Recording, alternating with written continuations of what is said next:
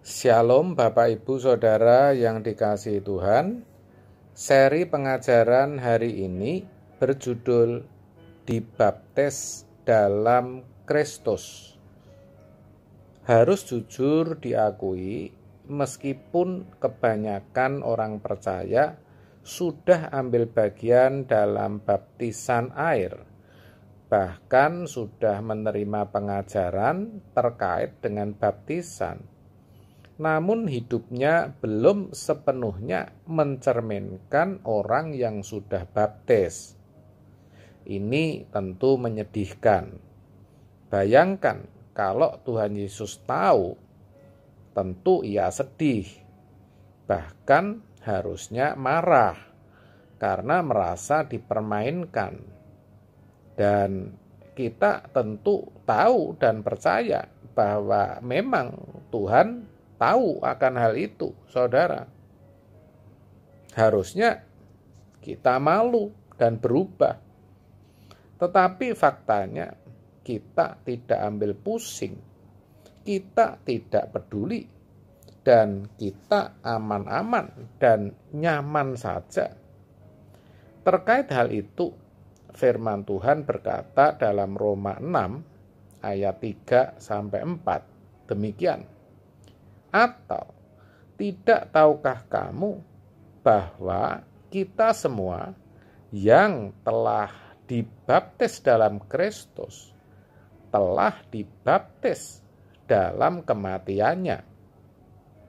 Dengan demikian, kita telah dikuburkan bersama-sama dengan Dia oleh baptisan dalam kematiannya, supaya sama seperti Kristus telah dibangkitkan dari antara orang mati oleh kemuliaan Bapa, demikian juga kita akan hidup dalam hidup yang baru. Saudara, ayat ini mempertanyakan apakah kita tidak tahu kalau kita semua yang telah dibaptis dalam Kristus telah dibaptis dalam kematiannya. Harusnya memang sudah tahu karena sudah diberi pengajaran. Kalau sampai tidak tahu, berarti memang tidak mau tahu. Nah, sekarang sekali lagi diberitahu, saudara. Saudara, dibaptis dalam Kristus berarti dibaptis dalam kematiannya. Kalau Kristus mati demi pengampunan dosa kita, maka bagi kita dibaptis dalam kematiannya berarti mati bagi dosa, alias tidak berbuat dosa lagi. Itulah sebabnya seorang yang ambil bagian dalam baptisan harus didahului dengan pertobatan. Ini penting. Kalau seorang belum bertobat dari perbuatan yang tidak sesuai dengan kehendak Allah, maka sebenarnya belum layak menerima baptisan.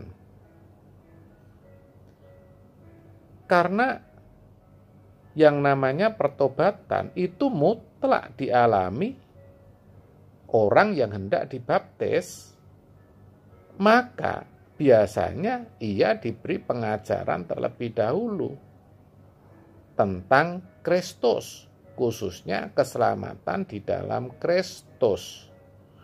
Dengan begitu, diharapkan orang bisa meninggalkan hidup lamanya dan memasuki hidup yang baru di dalam Kristus. Pengajaran yang diberikan itu pun harus terus dilanjutkan setelah seseorang menerima baptisan. Supaya apa?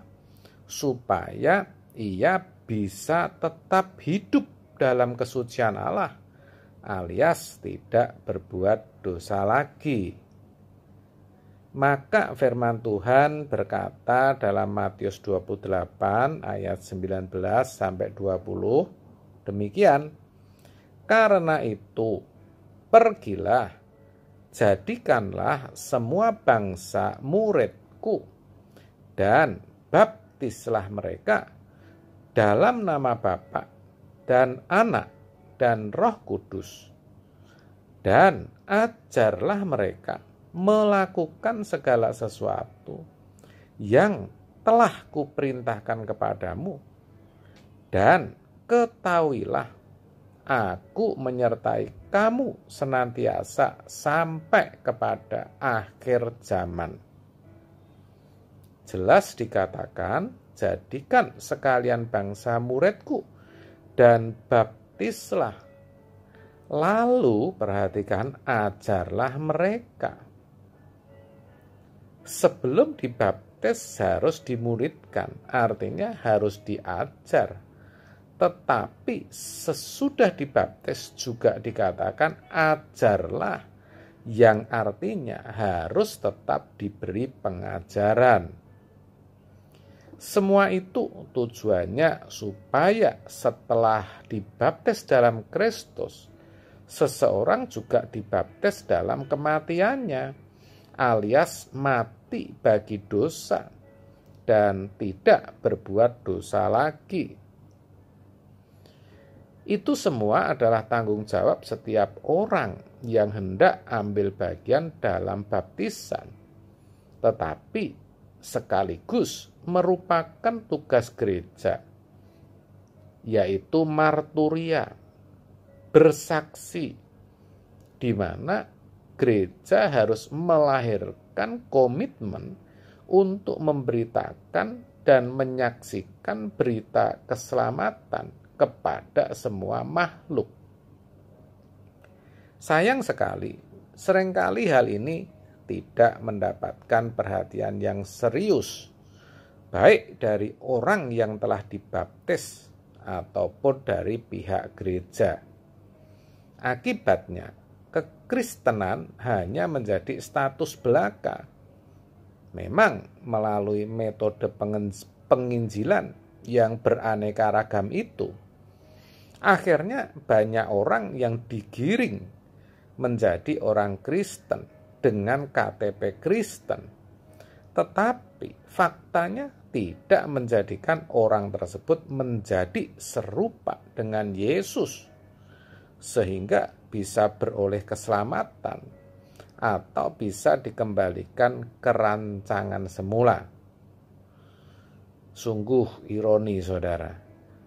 Itulah sebabnya kiranya kebenaran ini boleh menjadi perenungan bagi kita semua. Amin. Tuhan Yesus memberkati.